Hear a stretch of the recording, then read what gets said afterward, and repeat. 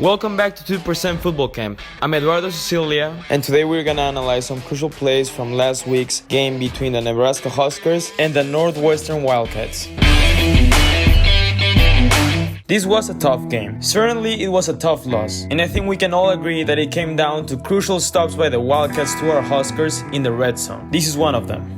Okay, here the Wildcats are presenting a man-to-man defense. These two linebackers right here are only gonna be floating, one functioning as a spy for Martinez in case he runs, and the other one is just trying to prevent short middle passes. So we have one-on-ones all across the board when it comes to shots to the end zone, which hey, I don't mind this decision at all. You have your tight end who's more physical against a DB who's shorter and not as strong. So sure, you might as well take that fade. Now, of course, Adrian doesn't put the ball in a catchable spot, but that's a hard throw anyway. Now, when I look back at this, maybe if he wanted to take a safer route and an easier throw, he could have taken one of these two in-breaking routes. You have a cross or an over with the inside receiver, and your outside receiver has a skinny post. Like I said, I feel like these could have been easier throws, and as you can tell, when they break in, they both have at least a yard of separation from their defenders. After this, we had to settle for 3.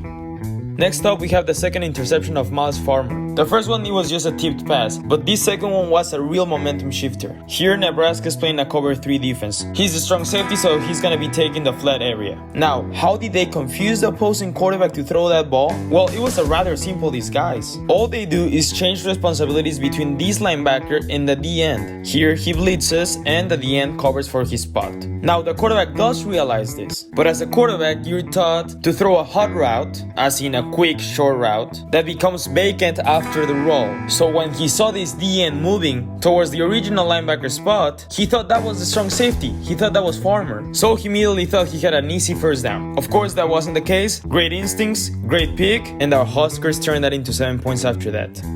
Here's the touchdown that followed that play.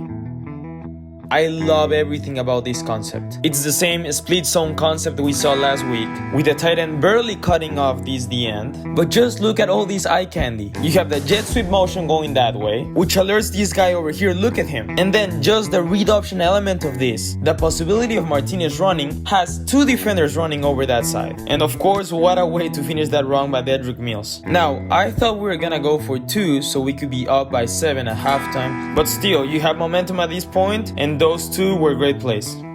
Now, this is where we get into the ugly part of the game. Down by 1, Adrian throws this bad interception. Now, yes, it was definitely a bad decision, but let's take a look at why I think this was just bad zone coverage recognition. If we look at the Wildcats' initial stand, they look like they're in the cover 4 or cover 2 defense. Now, cover 4 wouldn't make sense here, so they're expecting a cover 2. What they're expecting from that is, since the cornerback has the flat responsibilities and this safety has the middle of the field, the running back movement while helping the rollout would bring the cornerback down, and their outside receiver would beat the safety to the spot on a corner. You guys can clearly see that this is Martinez's first look and read. Now, the problem with that is that they were not playing cover 2. They were playing cover 3. So, this cornerback backs off, he stays with the corner, and instead of having 2 safeties that you could split on the middle of the field, you have a single high safety look, and he gets the pick. Now, if we run it back a little bit, we can see how they were all expecting cover 2. Look at his crossing receiver. Since he's looking back at his quarterback and he doesn't realize the roll on the defense, as soon as he doesn't get the ball, he's immediately thinking, let's go split the safeties. Let's go in there in between. That was Adrian's second read. Once again, there's no safety to split. There's only one safety that results in an interception. What he should have done though is, if he would have realized that there was only one safety, he should have crossed his face and helped his quarterback by putting himself in a position where he wouldn't have risked the ball. That's just honestly bad communication, and probably would have been a good idea for Martinez to take here a couple of yards and just slide. Okay, a drive later, now look, McCaffrey's in at Q, and well, this is a great way of using the head count concept, which we explain in this link. That's just all about counting your blockers inside the box against their defenders inside the box. He has the orbit motion to the bubble, he realizes that backer gets outside of the box, so he has 5 blockers on 5 defenders. Easy quarterback draw, simply go get some yards. Later on, they just coupled this with a couple of easy throws, a 1-read throw like this one, where he's just like, okay, the quarterback is backed away, he's giving my outside receiver 10 yards, I'll take the easy comeback.